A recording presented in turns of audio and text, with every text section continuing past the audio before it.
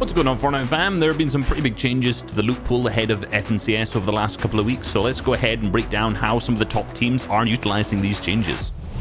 For the majority of the season so far, the most common loadout for duos has been both players running the Stinger SMG, Spider-Man's web shooters, double heals with 88% of players carrying mini shields. Then we'll have one player carry the MK7 and the other carry the shotgun. We've also seen a shift in the most commonly used weapons from season to season, where the Stinger SMG currently accounts for 33% of all eliminations, dethroning the shotguns from previous seasons. The return of the heavy shotgun has also brought a fresh, unique take on a classic weapon in Fortnite, but it also has more teams running double shotgun. It actually plays like a blend between the hand cannon and the charged shotgun. Rather than having a multi-pellet system, it just shoots one single slug.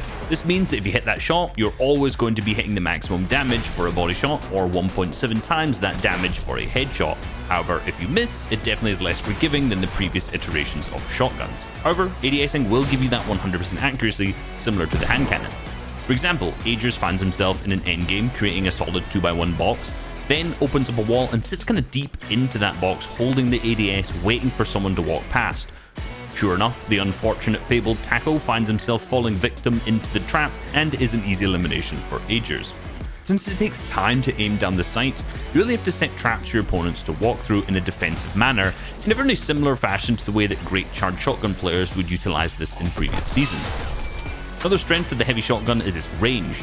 A well-aimed headshot at 5 tiles away can still deal a whopping 120 damage with the gold variant, which has a ton of utility on height. In this situation, you can see Pamstu take control of the high ground and get to the front side of the moving zones. In a similar scenario to Agers in the previous example, he holds the ADS and patiently waits for players at the back side of the zone to walk into his crosshair, picking up an easy elimination.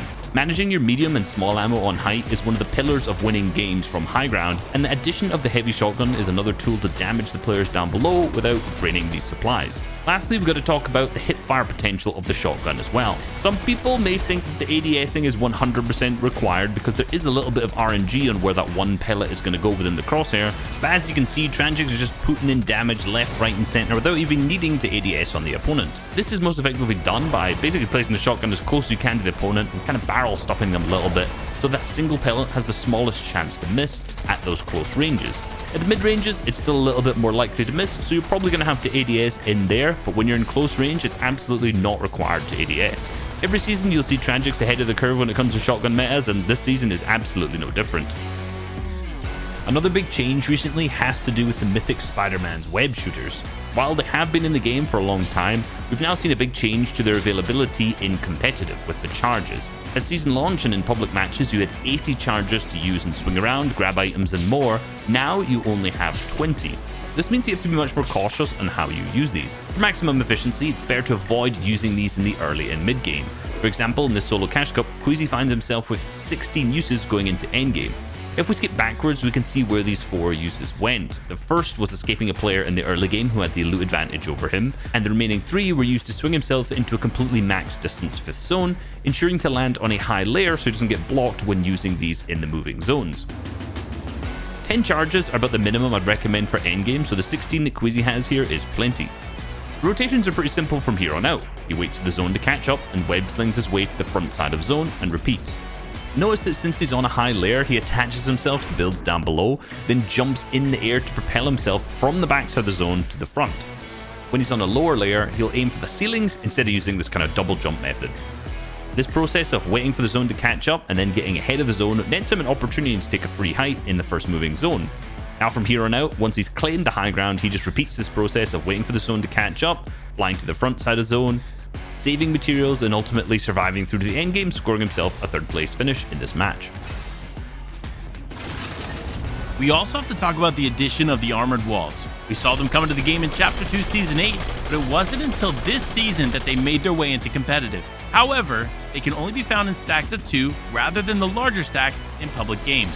Now when you use these items, they give you a boosted health on an existing wall. This protects you from players pressuring your box when you become the focus of the lobby.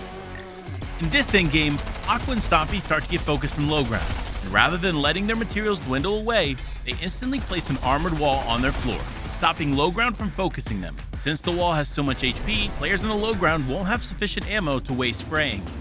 In this zone transition, SETI is out of hard material and is left only with wood, which in the in-game scenario is a telltale sign that you're an easy target.